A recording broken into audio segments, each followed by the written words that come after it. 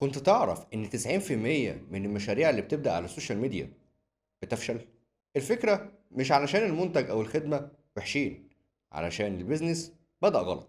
فلو أنت ناوي تبدأ بيزنس على السوشيال ميديا، كمل الفيديو ده.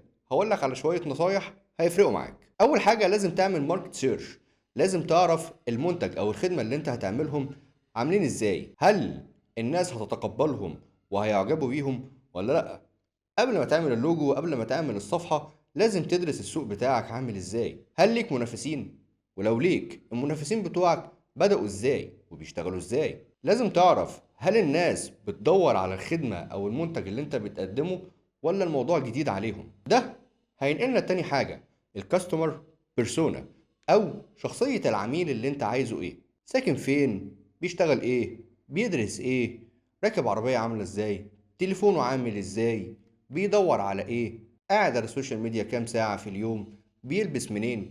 وهكذا. كل ما كان فهمك للعميل بتاعك أعمق، كل ما قدرت اللي انت تقنعه بالمنتج أو الخدمة اللي انت بتقدمه. وده هينقلنا للخطوة الثالثة، الفاليو بروبوزيشن أو عرض القيمة. لازم تدي العميل بتاعك سبب ان هو يشتري منك، مش من المنافس بتاعك. ده هيتحقق لو عملت الثلاث عناصر دول. تديله نتيجة واضحة، هو لو اشترى منك هيستفاد ايه؟ ميزة تنافسية ليك عن المنافس بتاعك. ليه يشتري منك؟ ما يشتريش من غيرك. وسبب فوري ان هو يشتري منك، زي عرض مؤقت فترة محدودة، لو اشترى منك هياخد الخصم ده او الاوفر الفلاني. وده هيودينا للنقطة الرابعة، الكونتنت ماركتنج او التسويق بالمحتوى. المحتوى بتاعك هيكون عامل ازاي؟ ازاي هتقدر توصل للعميل بتاعك بالمحتوى علشان تقدر تقنعه بيك وبالمنتج او الخدمه؟ لازم تهتم بالكاستمر جورني او رحله العميل من اول لما يشوفك لغايه لما يشتري منك. وده بيتحقق لو عملت الثلاث عناصر دول. محتوى اويرنس، لازم تعرف الناس بيك وبخبرتك وبمزايا المنتج او الخدمه بتاعتك. محتوى كونسيدريشن، لازم تعرف الناس الحل اللي انت بتقدمه. هم عندهم مشكلة، انت بتقدم لها حل سواء في منتج او في خدمة. لازم تعمل لهم محتوى تبين لهم ده. محتوى كونفرجن، وده اللي بيخلي العميل يشتري منك.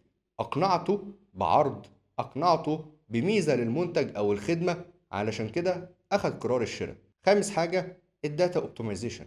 لازم تحلل كل الارقام اللي بتجيلك. لازم تحلل نسبة المشاهدات بتاعتك. لازم تحلل نسبة الاوردرات اللي بتجيلك. وده هيكون مبني على ثلاث حاجات أساسية. أول حاجة السي تي ار أو الكليك ثرو ريت، نسبة الضغط على الفيديوهات بتاعتك أو على البوستات بتاعتك قد إيه. تاني حاجة الريتنشن اللي هو مدة المشاهدة. لما بتعمل ريل الناس بتتفرج عليه قد إيه؟ بتتفرج على 3 ثواني، بتتفرج على نص الريل، بتتفرج على الريل كامل، ونسبتهم قد إيه. تالت حاجة الكونفرجن ريت، اللي بيشوفك يدوس كليك بيدخل عشان يكلمك سواء على الماسنجر او على الواتساب، او لو انت عامل ويب سايت بيخش عليه، ولا بيشوف وبيعدي. هنا هيوديك ان انت لازم تعمل تحسين مستمر للمنتج وللخدمة بتاعتك. لازم تعمل ابديت اول باول علشان العميل بتاعك يبقى راضي. فاللي بيكسب مش اللي بيجرب مرة، اللي بيكسب اللي بيقعد يتست ويجرب كذا مرة لغاية ما يوصل لأفضل فيرجن هو بيقدمها. الخلاصة، البيزنس على السوشيال ميديا مش ضربة حظ، ده سيستم لازم تمشي عليه بحذافيره، ولازم تعمله من أول لحظة أنت أخدت قرار إن أنت تعمل البيزنس ده. فلو مشيت على السيستم مظبوط هتبيع حتى وأنت قاعد في البيت.